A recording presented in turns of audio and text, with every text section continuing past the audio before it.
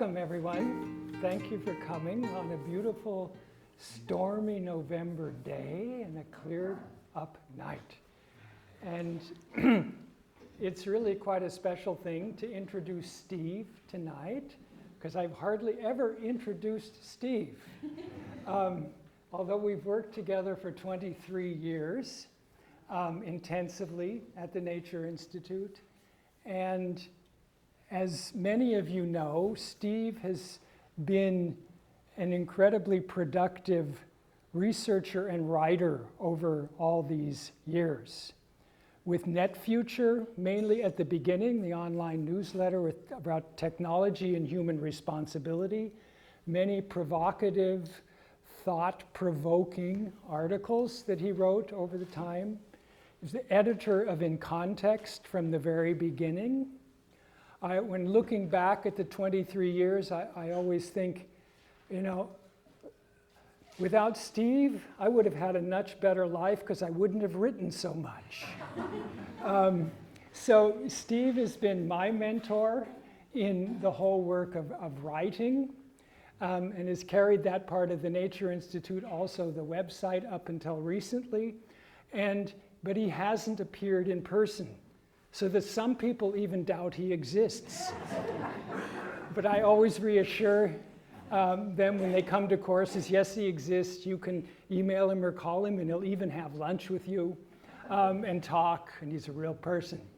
So it's great that Steve, after all this time, wants to give a talk where he's beginning to pull back from, not from continuing to research and write, that I assume is going to go on and on and on, but from, you could say, some of the more day-to-day responsibilities connected with the Nature Institute's work of, you know, editing and things like that.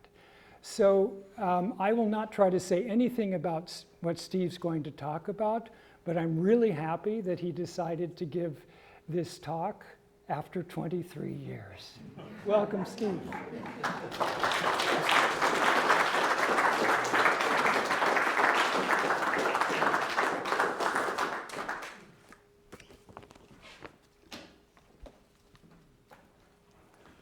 You know, after such an overly generous introduction, thank you, Craig, I can't help wondering whether maybe the best thing for me wouldn't be to just stop right here and quit while I'm ahead. Actually, I think after even a fair to middling introduction, I might be well advised to quit while I'm ahead. It's a very tempting thought at the moment, but I think I'll just keep my options open as we go ahead, and maybe a lot of it will have to do with whether you laugh at my jokes. I want to begin by relating three incidents from my past. And these should land us square in the middle of some very profound questions about the character of science and about our relationship to the world around us. So it must have been within a year or two of when Phyllis and I moved to this community in last few days of 1993, that I saw a little notice about a talk being given down at the farm store on speech formation. Curious topic for me. I didn't come out of this kind of a community when we moved here.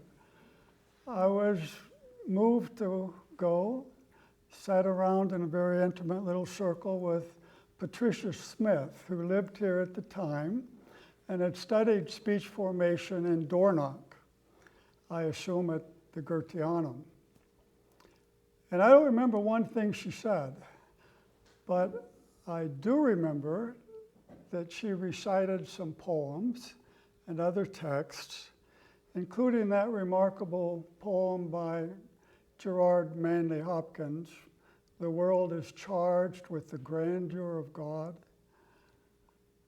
And I heard something in her recitation that I did not understand, that was extremely attractive.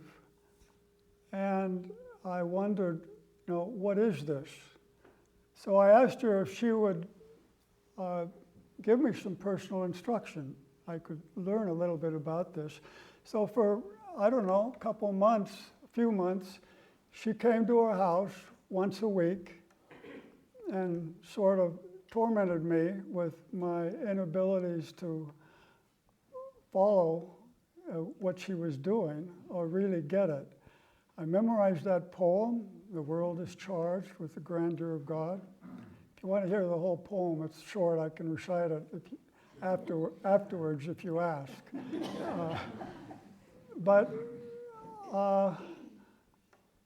I finally realized I could say that line or any word in that poem 1,000 times over, and I would never hear anything but a very disconcerting deadness in my voice.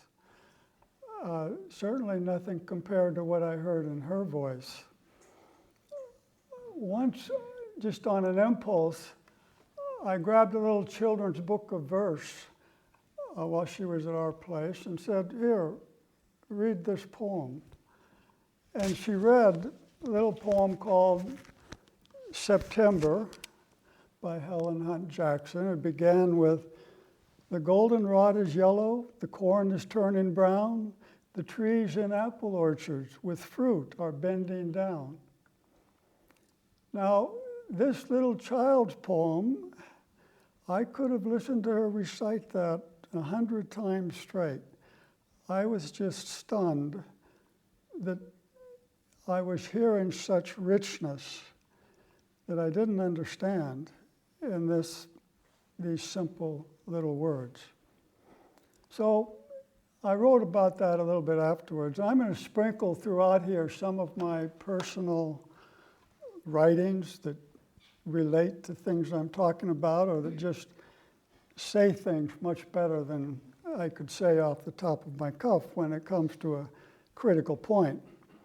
But I wrote, "As someone who had come to think about sound in a much too mechanical way, I did not find it easy to accept that I was unable to imitate the simplest sound in any of its profundity. Just shape your damn vocal cords and air tract in the right way and you'll get the quality of sound you want." Well, perhaps, but how to do it? I had to realize that to sculpt a fully expressive word would be no less an achievement of imagination, beauty, and interior meaning than Rodin's sculpting of marble or Mozart's crafting of a musical phrase. And I saw no signs of my getting very far. Now go back to my freshman, sophomore year in college. Every male student had to take military courses at this school, part of the ROTC program, Reserve Officer Training Corps, I guess. So one day I found myself, along with maybe 200, 250 other males, arranged around a large gymnasium in a great circle, with somebody in the middle, a military instructor, calling out instructions. We had our rifles.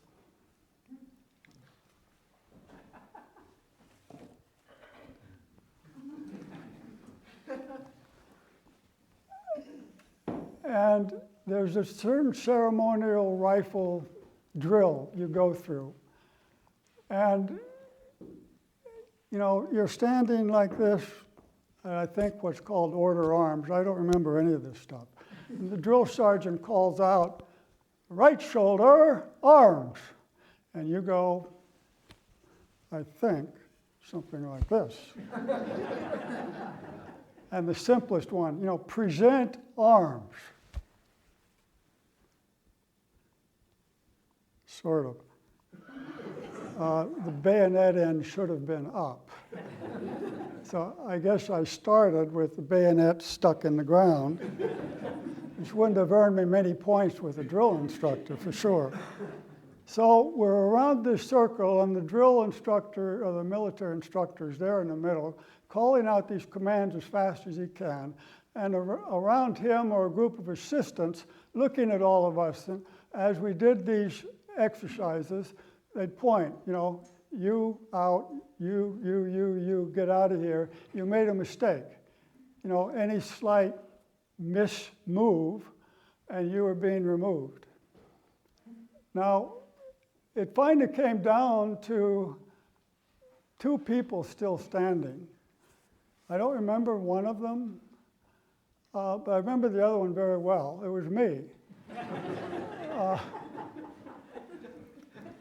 And he kept calling out instructions, and we just kept doing them. And he was getting a little impatient.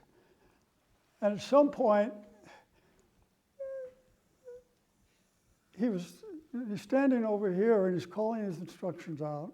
He's looking at me a little peculiarly, and he calls out another instruction, and I carry it out. Then he lets out a little laugh and says, "Get out of here," to me.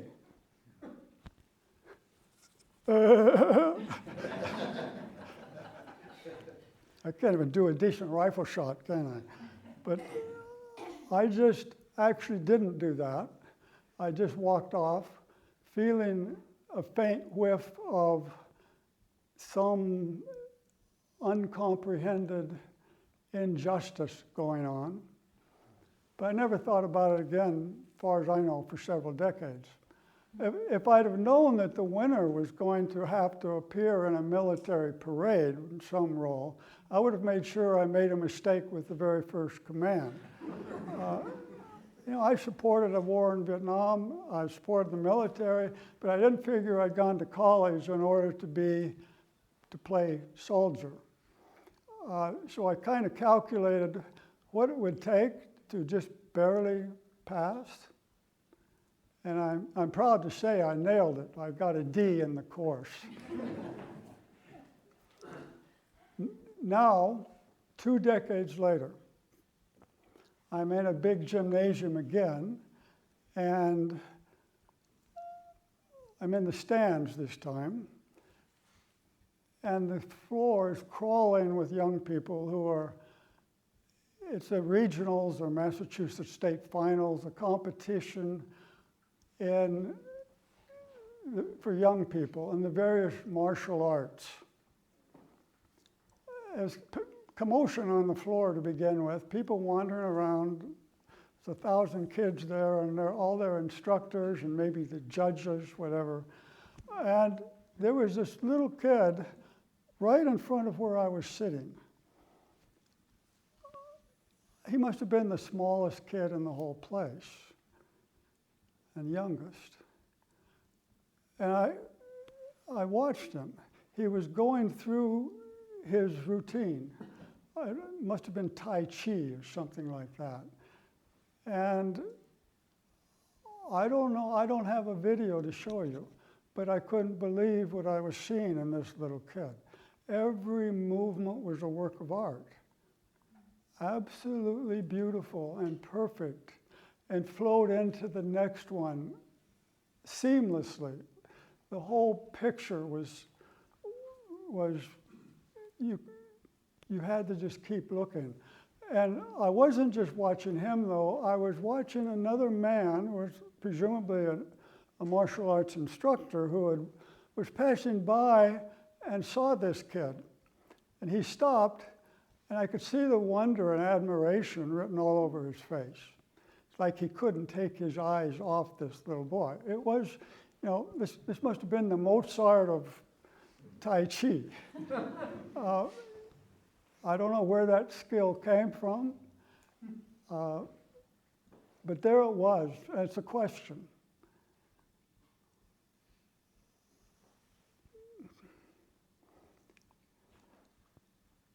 One thing I realized later, much later, none of this occurred to me back then when I was about as unconscious as anyone could be. But my gestures with the rifle drill. After all, it's a ceremonial thing. You're supposed to be a little crisp and artistic and good with it. And my gestures were hopelessly formless. That instructor really had no choice. He did the right thing. He had to get me out of there before I embarrassed the whole U.S. Army. It happens that this might be related, is related, but from the youngest age, I was as wholly alienated from my own interior, that from where I might have expressed anything coherently, more alienated than you could possibly understand. But this is not a personal psychological case study. That's not important for the points I wanted to make, even if some people might consider that I've always been a real case. But it's not about that. So what was going on with this Tai Chi kid and the speech formation person? You know, somehow the gestures, vocal or otherwise, were being inhabited by this person, ensouled. There was an expressive and compelling interior quality that was being projected outward into the physical performance. Now, there's a very real curiosity here, because a physical performance is a physical performance. The laws of physics have nothing to do, and no one will quarrel with this, with gracefulness, beauty, meaning, or expressiveness. But whatever was inside that little boy and inside that speech instructor was being projected as a kind of qualitative interior content of these actions. So that is a puzzle. And I'm going to read something here. It kind of stands for the main theme of this talk. How are we to think of these interior qualities so clearly observable in objective physical phenomena? They seem hidden to the physical sciences while yet lying in plain sight. So our question is this. We easily think of ourselves as having an interior, that is an inner psychic and voluntary space, a space of perception and thought, a space of consciousness. It's the realm from which we give outward expression to our inner impulses. But does outward nature have an interior in its own right? If we can recognize in some perfectly material phenomena the interior expressiveness of humans, as in Tai Chi gestures or sound waves from the reading of a poem, well then physical materials must be capable of expressing those qualities. This seems a rather decisive fact, and we almost have to ask, do these physical materials carry inner expressive qualities not only invested in them by our human gesturing, but also stemming from their own creative source? Do we not discover different kinds of expression in a gurgling, gently splashing stream, or a raging torrent, or great storm-driven waves crashing on the shore? What about thunder and lightning, the flowering desert floor after a rare rainfall, the elaborate courtship displays of birds of paradise, transcendent mountain heights, serene valleys, sunsets and sunrises, rainbows, earthquakes, the crescent moon we just recently saw in conjunction with Venus?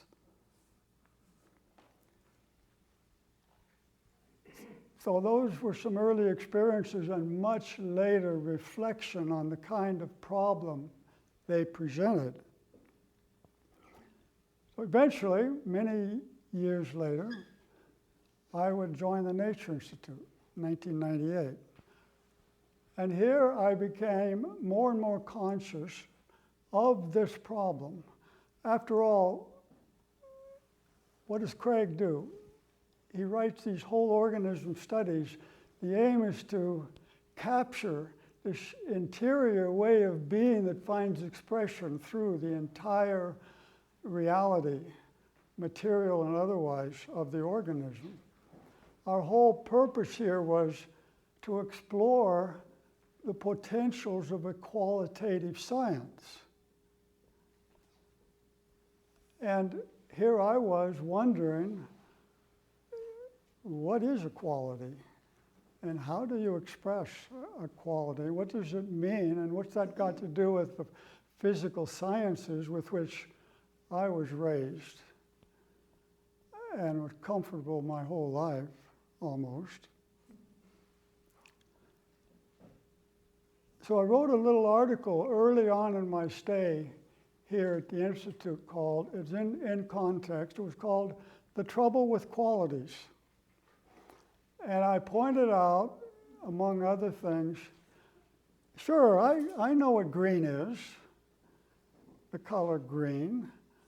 I can look at it and say that's green, where I'm really saying, what am I doing with this?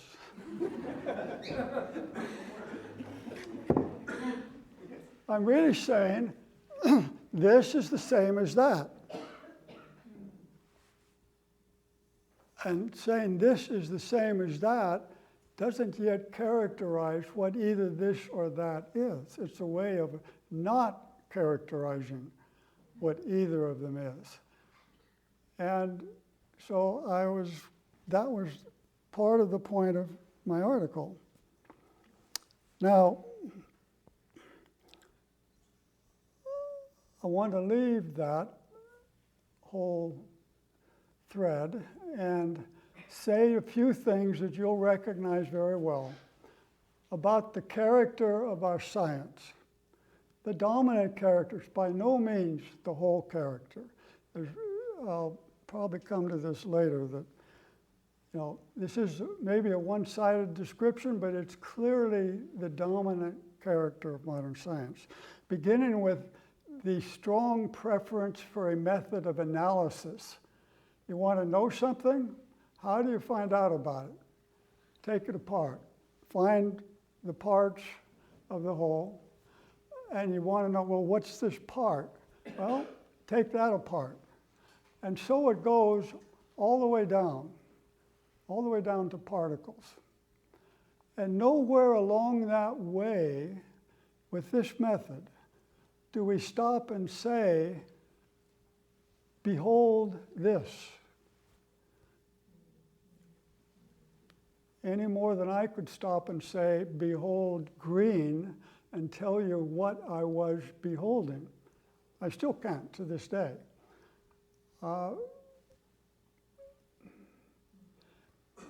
Even when you get all the way down, you don't say about the particles, behold this. The fact is, what you say is, this is the same as that. Physicists love to tell us that every electron is exactly the same and indistinguishable from every other electron. I think that's one of the greatest falsehoods ever to be uttered in the name of science. You'll have to ask me afterwards. But the point is, that's what you say. This is the same as that, and you don't get beyond that. And it'll become clearer why that's the case as we go along here. Method of analysis first. Mathematization of everything. Quantities are what counts. Now, when you mathematize something, you're always counting the same things. Always and only the same thing. And you'll say, well, we can count apples and oranges. put them in a box and we can count all of them in there. But then you're counting things in the box, or orange and red and green things, or roughly globular things. However you are counting according to a conception that makes everything exactly the same. Otherwise, they can't be counted. You say increment by one, increment by one, increment by one. You're adding, and what are you saying about each of those things when all you're saying is increment by one? They're all considered exactly the same. That's just, an elementary fact about our mathematization of things. Insofar as we're doing that counting or calculation, we're treating things as all the same. And actually, we come to the same thing when we look at the most fundamental laws of physics. The physicist wants laws that are as universal as possible, which means they apply to everything, which means everything is the same as far as those laws go. With respect to the law of gravity, a falling leaf is exactly the same as a falling stone. They both relate to the law of gravity and according to exactly the same truth. There's nothing wrong with our looking at things this way. I'm just saying, let's realize how we are looking and what it leaves out. In this case, we're leaving out all the reality of the things we're looking for. I'm just addressing an aspect of science which involves losing this reality. So, there's the question how we counterbalance that. And that's a very serious question about all of our science. I could also mention, as a third feature of science, the digitalization of things. Richard Dawkins said, digitalness is probably a necessary precondition for Darwinism itself to work. It's probably one of the rashest things he ever said. You'll have to ask me afterwards. The idea of digitalization is you've either got something or you don't. Basketball is often an example. The ball goes through the hoop or it doesn't. You score or you don't. You may score 100 points if you want to play the game that way for every basket. But the point is you either score or don't. In that sense, it's a 0 or a 1. You got it or you don't have it. You can approach the basket and make your shot as ugly as sin. And if it goes through the hoop, it doesn't matter. Maybe I should have taken up basketball when I was young.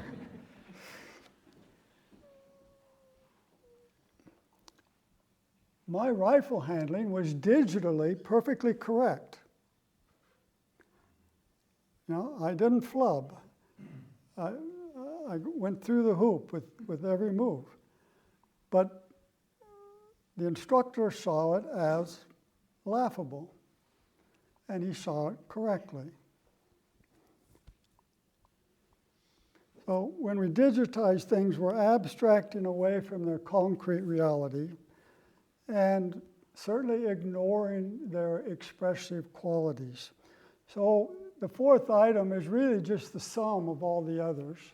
And everybody knows this. I don't need to argue the point.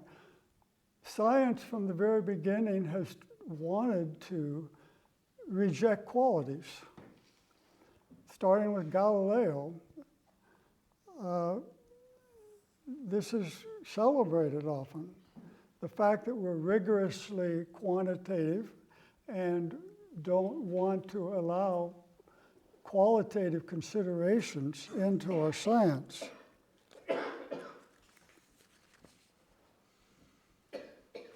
Just a quick aside, what we're missing when we say this is the same as that with qualities. Say you have a splotch of green paint on a piece of paper. You can move that to any different context, and actually that color is different. This is absolutely well known today. It's not controversial. The context plays a great role in what a quality is. It's not, you can never say of two greens, or even of the same green in a different context, this is the same as that. It's not. Goethe had this strange saying that I don't understand, that colors are the deeds and sufferings of light. That was it, right? You're talking about colors? Ask Henrika. Where's Henrika? Oh, Henrika. Yes. So, as I say, I don't understand it, but I like the thought that, if this splotch of green commits the deed of altering all the colors around it, it does that only by at the same time suffering the effects of all those colors upon itself. Now, I very much doubt that's what Goethe had in mind, but it's good enough for me.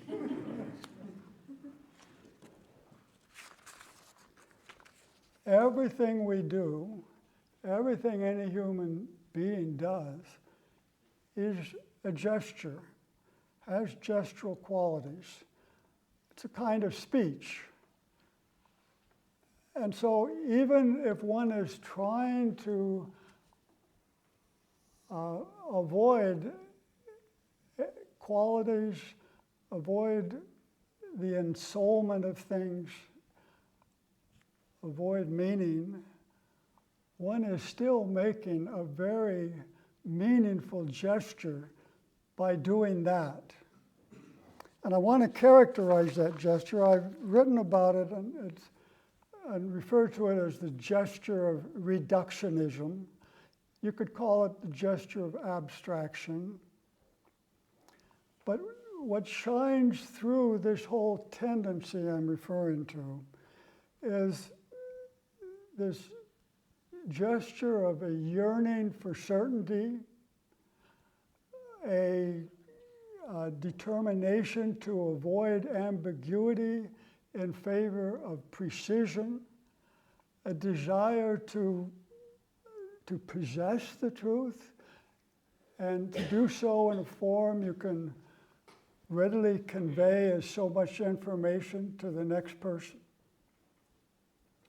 and write up as a convincing proof in the literature. That's the gesture, and how would I illustrate that? Very simply, it's there, I've got it. That's what one wants to say under the influence of these tendencies I've been talking about. The problem is the more we try to grasp the truth of nature with mathematical precision and a method of analysis, the more it slips through one's fingers as if one was trying to grasp a handful of water.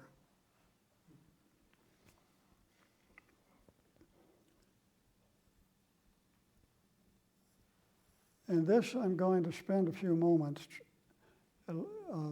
trying to show, so I'm not just saying this. Physicists often tell us that quantum physics is the most perfectly formulated body of theory we've ever had, and is never in its core mathematics and core formulations, has never been exceptioned.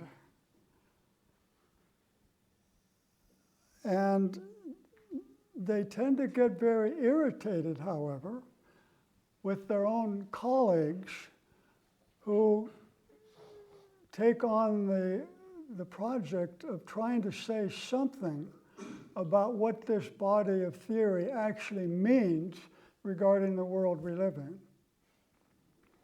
So, you know, the celebrated physicist Richard Feynman once famously said, "Nobody knows what energy is."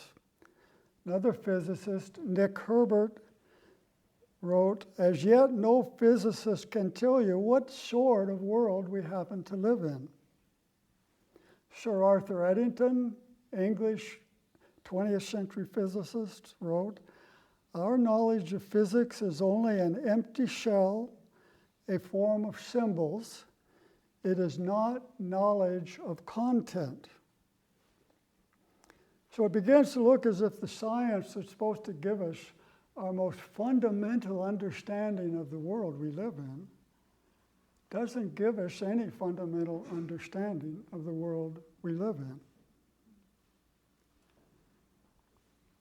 And this is maybe bringing us to the crux of the matter. Another physicist, Robert March, has written, listen to this, it's a remarkable statement. "We should never have expected words born in the familiar world readily accessible to our senses, such as particle and wave, to perfectly describe the microcosm. The electron is what it is. And if the words we use to describe it seem full of paradox, so much the worse for those words. The equations have it penned down neatly." So in effect, the equations have it penned down neatly, but please don't ask me what it is they penned down. His book was entitled Physics for Poets, the kind of title physicists who write for the general public just love to use. And I guess the message to poets was, come on, why are you bothering so much about words? And now, since I'm flipping you back and forth rather wildly, go back to the 1700s. There was a man who was often considered just about the greatest literary figure in English history, named Samuel Johnson. There's a famous anecdote about him in relation to the philosophy that had earlier been articulated by the philosopher Bishop Berkeley, the philosophy of idealism. So Johnson's famous biographer, Boswell, records this incident with Samuel Johnson. "After we came out of the church, we stood talking for some time together of Bishop Berkeley's ingenious sophistry to prove the non-existence of matter, and that everything in the universe is merely ideal. I observed that though we are satisfied his doctrine is not true, it is impossible to refute it. I never shall forget the alacrity with which Johnson answered, striking his foot with mighty force against a huge stone till he rebounded from it, saying, 'I refute it thus.'" That was enough for Samuel Johnson. In case this gesture was too sloppy to recognize, that was me kicking a stone like Samuel Johnson.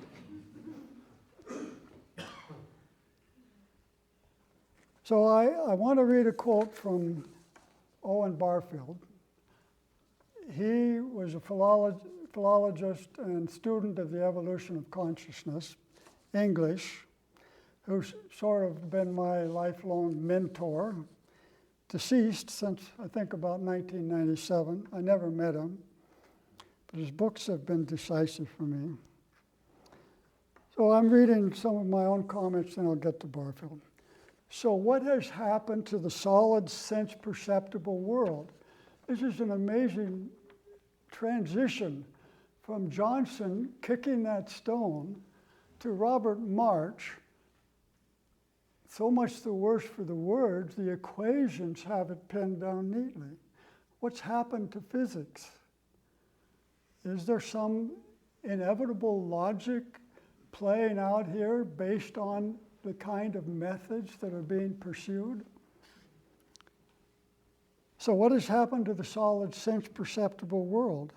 The cocksure, stubborn realism with which Samuel Johnson was able to give an argument-clinching thump to a solid rock has now shrunk in some of our supposedly most fundamental science to an equally stubborn faith in dematerialized equations.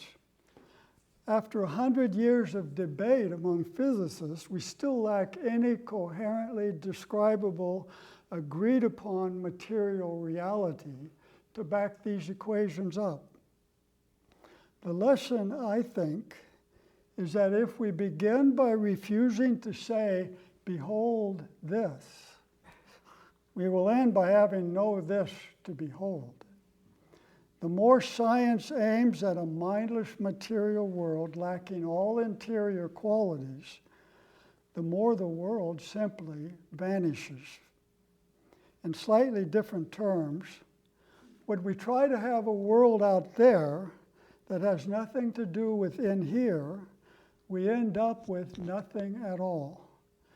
And in slightly different terms yet again, when we embark on the long analytical descent toward ultimate particles, mathematizing everything and abstracting away from the concrete expressive reality of all that we encounter along the way, then it is no surprise that we are left with nothing capable of concretely expressing itself. So here's from Barfield. Since we do not consciously devise the world's qualities, it must be our unconscious which is responsible for those qualities which we classify as subjective, but which look so very much as if they actually belong to nature. Nevertheless, we are not allowed to speak of any mind or intelligence in nature because it is taboo. Might it not make things less complicated if we were now to infringe the taboo and concede that what we call unconscious or unself-conscious mind is in fact the inwardness of nature as well as of ourselves? But maybe it feels here like we're starting to make some great leaps. Connections are a little muddy. And if you're feeling that, I'm kind of glad because it shows you've really been paying attention. That's true. There's a lot more to be said, and I hope the next step will help to bring some clarity to the situation. So anyway, this horse walks into a doctor's office and the doc says, "Hey, why the long face?" That wasn't the next step. Actually, it was to make sure you're still awake and give me a few moments to look through my notes and see if I've been giving the right talk here.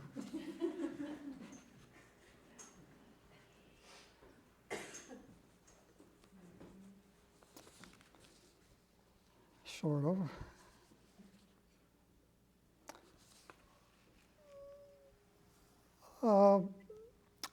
Two exercises, or thought experiments, or topics for meditation.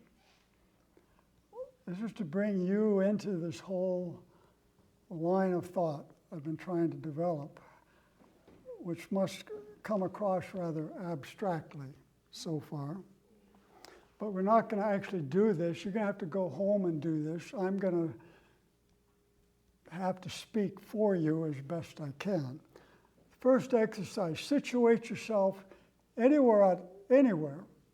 I think best of all, outdoors, a wonderful natural scene. Look around you and ask yourself, what is there apart from qualities, the qualities of things? what is available to you, and connect with the world other than through qualities.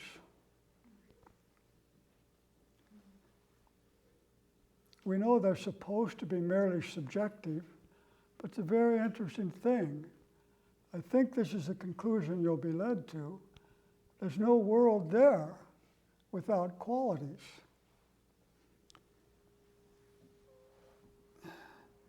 It's the simplest of statements, but maybe you can glimpse.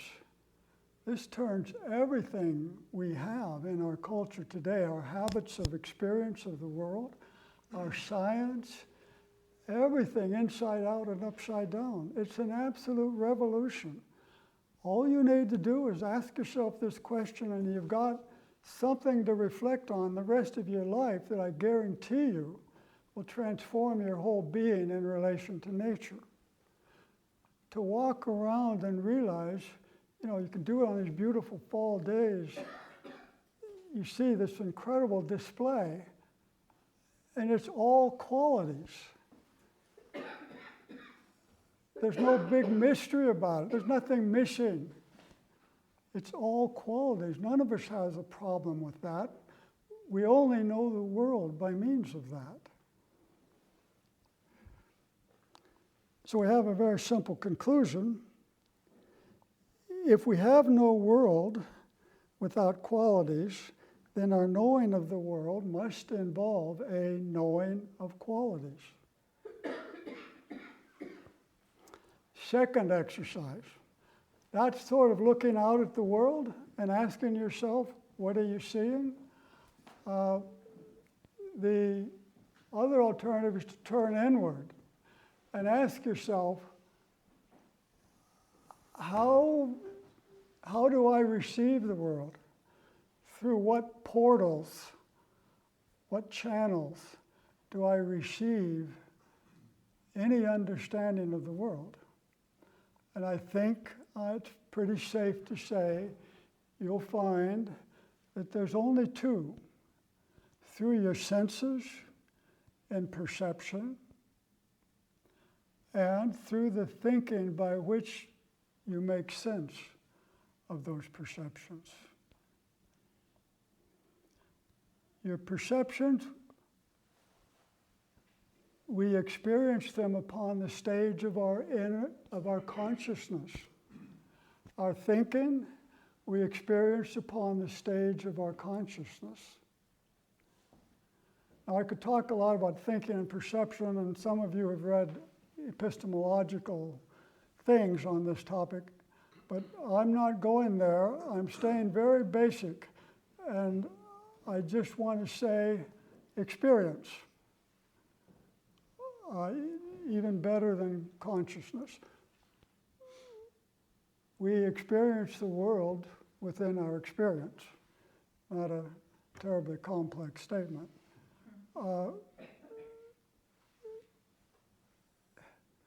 And yet everybody, even those who philosophically may have very different points of view, everybody in practice actually believes that they know the world, that the means by which they receive an understanding of the world gives them reality.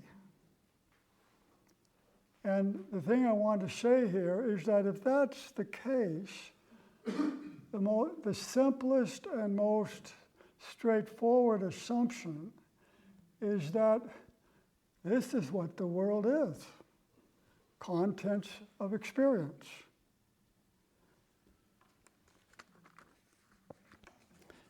If there were any part of the world that could not be a content of experience, we could never know the fact, quite obviously. If we can't have an experience of it, it's absolutely unknowable. But as far as the world goes that we can know, the simplest assumption is that it is by essential nature material of experience. I wrote a couple lines here that I was supposed to read instead of saying what I just said. The simplest assumption is that nature essentially is experiential content. It consists of qualitative appearances or phenomena, literally appearing things, that make their appearance only within the interiority of living beings, that is, only within experience. This is their inherent nature. They arise within living experience and can only exist within living experience.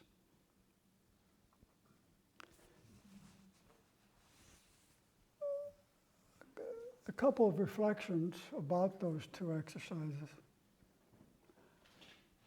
I was partly thrown off early on by the feeling that I was looking for something mysterious, esoteric, hidden.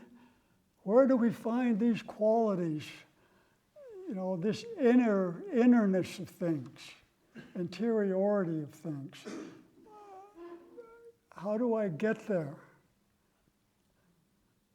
But the idea that there's these material exteriors, these shells within which there's hidden this esoteric interior, is all wrong, because as we've just seen, there are no mindless exterior shells in any world we can know. It's all interior. But we do have to make a distinction between inner and outer. That's crucial. For one thing, we have to distinguish what belongs to us purely subjectively and is not part of the world. You know, the pink elephant I see or whatever. We have to distinguish that from the objective realm of the experiential presentation of the world that all of us can make part of our own interior experience. So that's a very crucial inner-outer distinction, but also we tend to view as outer that which comes through the senses, because it just happens. We open our eyes and there it is, and we don't have to do anything to produce that. Whereas we do have to produce, and we feel like we're owners of our own thinking, even if we don't know where it comes from, but we naturally feel that. So there's a kind of inner-outer distinction there.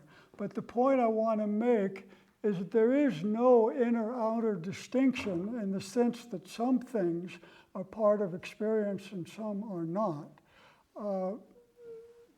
The distinction between inner and outer is a distinction we make from within our experience.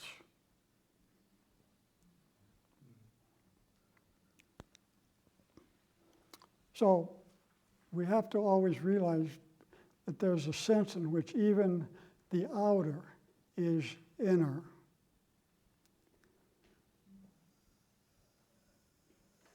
The last comment here is to kind of sum it up. The qualitative, interior, expressive, and insistent presence of a thing, its presence to experience, is the very substance of the thing. There's no other substance. It's not that we're trying to etherealize things into some sort of vague and shadowy inner experience, but rather that the qualities of experience can be as hard and adamantine as a diamond. There is no additional hardness of enduring particles lying behind the things of experience. Every physicist knows that those once imagined particles are not there. We have equations, but it is well understood that they do not refer to solid particles. The solidity we do have and really need is a solidity we encounter and experience, a solidity we can crack our skulls against.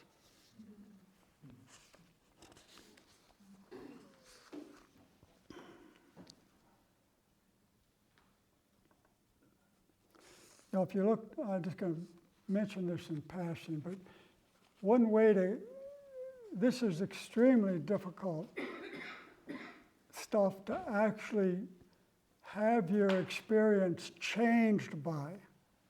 Owen Barfield makes this point time and time again. Our habits of experience of the world are deeply entrenched. And in fact, following Barfield and trying to get this relation between the interior here and the interior that is the world has taken me most of my life, and I still am always stumbling. The habit that belongs to this age, has belonged here for hundreds of years, is that I'm in here looking out there at mindless stuff. Those two little exercises I gave you are designed to change, to give you some thoughts that enable you to think that differently. And then maybe progressively to actually experience it differently. But it's a terribly, terribly difficult work. The nice thing about those thoughts is they're pretty self-evident. They give you something to orient your work and your imagination as you're walking out in nature. But anyway, you can look at history, and Barfield's a great guide on this. And you see, when you go back just before the scientific revolution, you have this idea of the human being as a microcosm of the macrocosm. Everything I'm saying now was just obvious back then. We in here are kind of condensed reality of what's out there, a focal reality of what's out there. You also had the idea, not an idea really, but the experience that we live in a world of beings rather than things. And in that age, they would have had as hard a time understanding what I'm talking about when I talk about a method of analysis as we have trying to think back to how they saw the world. Barfield, I have a quote from him that I could read, but it's kind of long. He tries to picture for us in one particular passage the way the medieval mind, the way the medieval person experienced the world. Totally different from the way we experience it. There is an interesting quote from Coleridge. It's his probably single most famous quote. He's talking about the primary imagination, which he takes to be the imagination with which we see things the way we see them. The way our perception is shaped is by this primary imagination.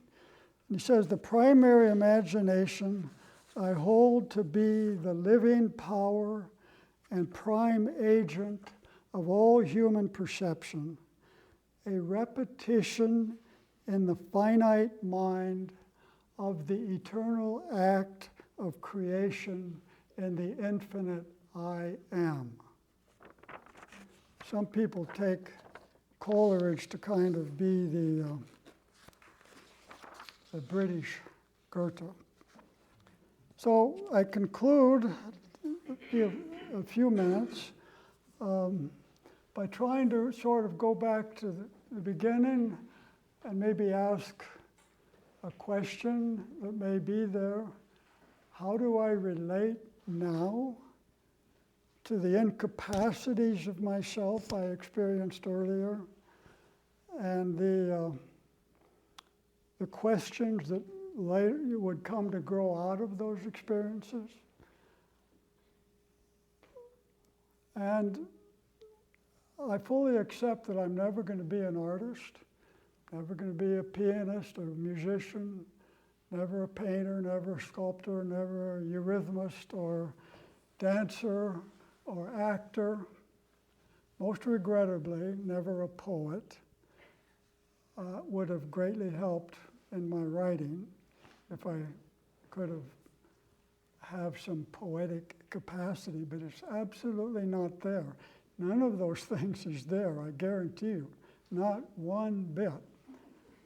But I'm a head person. My most natural approach to any situation is to think about it and try to understand it. My first instinct. It's obviously not the only thing you do.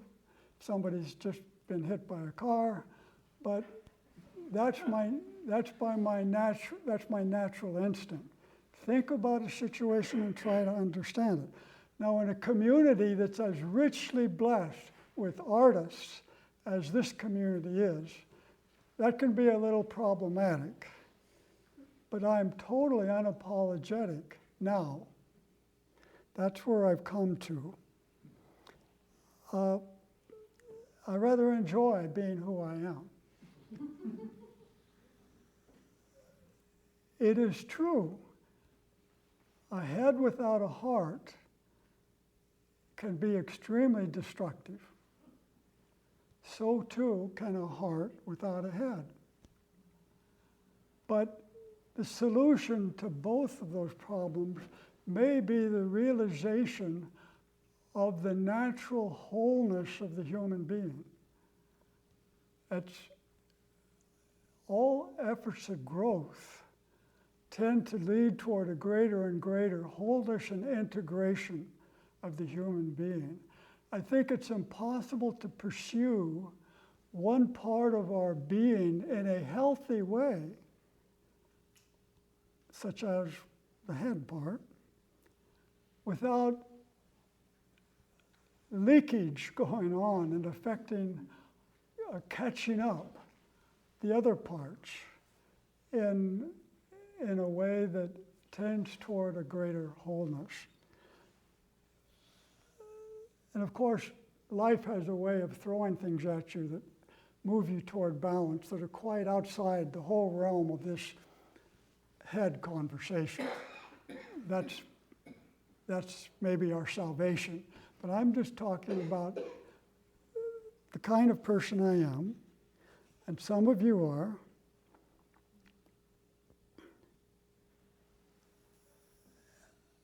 And if you follow your head healthily,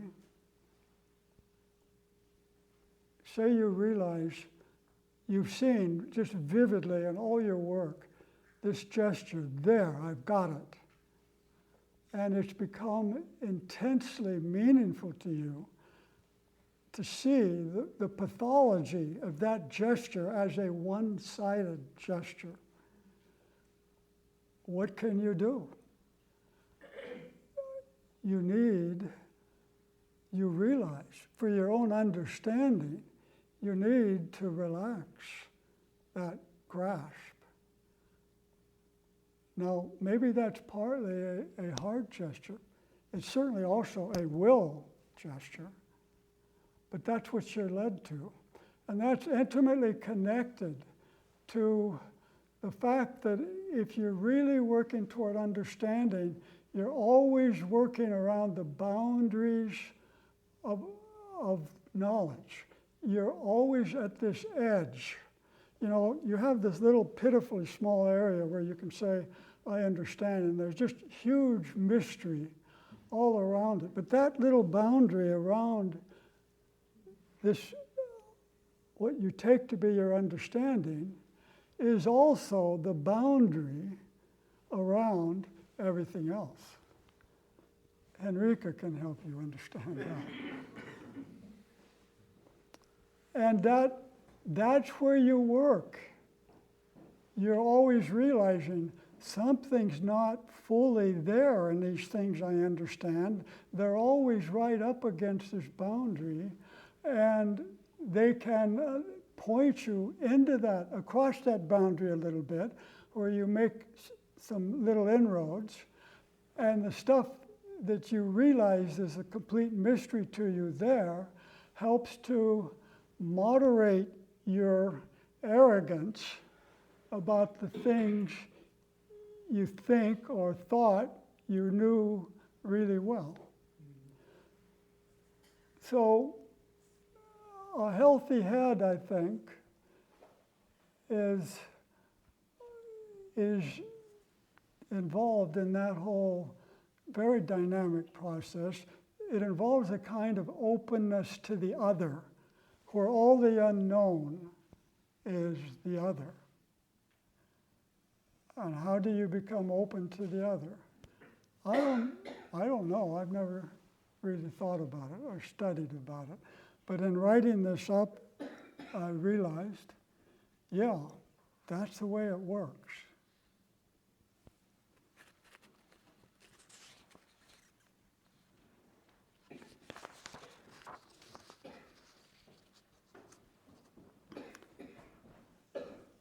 You know, very briefly, I'm actually about 2 minutes over my allotted hour, but I'm going to truly be brief about this. We all recognize qualities all the time, and that's part of the answer for me, to realize this. You go out there, and there's nothing but qualities. A scientist is recognizing qualities all the time. What those exercises tell us is if we're not recognizing the qualities, we're not seeing anything. A scientist cannot identify a part while analyzing things as a significant whole, a significant part, without saying, behold this. Behold this part. He doesn't look at a little section of a branch of a tree and the blue sky behind it, a little section of a puffy white cloud, and say that's a part. No, he has a very healthy awareness of the wholeness of a tree, how it's got its roots, its trunk, its branches, it grows upward, reaches toward the sun and all this. It's there, even if it's not really being brought into the scientific theorizing. So this recognition is always going on. We all have it all the time. I don't need to think, oh, what am I missing, in the sense of something esoteric that I haven't developed the faculties for yet. All I need to do is try to keep paying a little more attention to what's all around me. And there's this angst today about materialism and do we humans have a home in the universe? The answer is so simple. Everything I've said tells us this universe is nothing but our home. Everything we encounter is akin to our own interior, can be known within, known as expressive, meaningful content. It does die when we say, behold this, and immediately let's take it apart and see what it is, instead of trying to read those expressions for what they are. Read the world around us for what it is. Maybe this moral will make sense to you, but for me it's the moral, one of the morals underlying this talk. But perhaps the things you and I can't do, and know we can't do, and can accept that we can't do, are among the greatest gifts we are given. You've been a wonderful audience, and very sympathetic audience. I think I needed that, and I give you my heartfelt thanks.